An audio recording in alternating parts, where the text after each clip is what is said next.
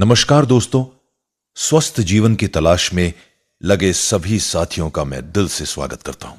आज हम बात करेंगे एक ऐसी छोटी सी बीमारी की जो छोटी दिखती जरूर है, लेकिन अगर हम ध्यान न दें तो 10-15 दिन तक परेशान कर सकती है। जी हां, मैं बात कर रहा हूं बुखार, खांसी, जुकाम और गले के संक्रमण की। अक्सर ऐसा होता है कि जैसे ही बुखार आता है हमारा पूरा रूटीन बिगड़ जाता है। ऑफिस की मीटिंग्स छूट जाती है, बच्चों की क्लासेस प्रभावित होती है और घर के काम भी रुक जाते हैं। शरीर भारी लगता है, मन काम नहीं करता और हम सोचते हैं आखिर ऐसा क्यों होता है? क्या बीमारी इतनी ताकतवर है या हम कहीं ना कहीं कोई गलती कर रहे हैं? दोस्तों, सबसे पहले एक बात समझ लीजिए, हमारा शरीर बहुत बुद्धिमान है। जब शरीर में संक्रमण होता है तो वह हमें संकेत देता है। गले में खराश, हल्की जलन, सूखापन, शरीर में सुस्ती, भूख कम लगना, हल्का बुखार, ये सब शरीर के संकेत हैं।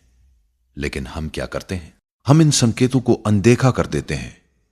गला खराब है फिर भी तला भुना खाते हैं। भूख नहीं है फिर भी जबरदस्ती खाना खा लेते हैं। थोड़ी खांसी हुई नहीं कि तुरंत एंटीबायोटिक शुरू कर देते हैं। यही हम गलती कर बैठते हैं। सबसे पहले बात करते हैं एंटीबायोटिक्स की। दुनिया भर की स्वास्थ्य संस्थाएं जैसे कि वर्ल्ड हेल्थ ऑर्गेनाइजेशन साफ कहती है कि एंटीबायोटिक्स का उपयोग केवल बैक्टीरियल संक्रमण में ही करना चाहिए। साधारण जुकाम और वायरल बुखार में एंटीबायोटिक काम ही नहीं करती। बार बार एंटीबायोटिक लेने से शरीर की प्राकृतिक प्रतिरोधक क्षमता कमजोर हो सकती है और भविष्य में दवाइयां असर करना बंद कर सकती है। तो सवाल यह है, फिर करें क्या? पहली और सबसे जरूरी चीज है आराम। जब शरीर बीमार हो तो उसे आराम चाहिए। दूसरी चीज पानी, गर्म पानी, हल्का गुनगुना पानी दिन भर थोड़ा थोड़ा पीते रहिए। गले में खराश है तो शहद और नींबू मिलाकर गुनगुने पानी में ले सकते हैं। शहद गले को आराम देता है और शरीर को हल्की ऊर्जा भी देता है। लेकिन ध्यान रखिए, इसका मतलब यह नहीं कि आप कई दिनों तक बिल्कुल खाना ही बंद कर दें। अगर भूख कम लगे तो हल्का भोजन करें। दलिया, खिचड़ी, सूप, फल, सादा रोटी, ऐसा खाना जो पचने में आसान हो। शरीर को पोषण चाहिए क्योंकि हमारी इम्यूनिटी यानी रोग प्रतिरोधक क्षमता भोजन से ही बनती है। अब बात करते हैं एक महत्वपूर्ण सिद्धांत की। जब शरीर बीमार होता है तो वो अपनी ऊर्जा संक्रमण से लड़ने में लगाता है। अगर हम उसे आराम दें, पर्याप्त पानी दें, हल्का संतुलित भोजन दें तो वो जल्दी ठीक हो जाता है। लेकिन अगर हम उसी समय बाहर का भारी खाना खाएं, देर रात तक जागे या शरीर को आराम ना दें तो बीमारी लंबी खिंच जाती है।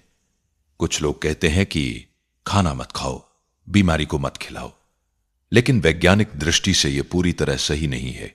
सच यह है, गलत खाना मत खाइए, लेकिन सही और हल्का पोषण जरूर लीजिए। खांसी और जुकाम में भाप लेना, गुनगुने पानी से स्नान करना, गर्म तौलिए से सिकाई, ये सब आराम दे सकते हैं। अगर 2-3 दिन में आराम मिलने लगे तो समझिए शरीर सही दिशा में काम कर रहा है।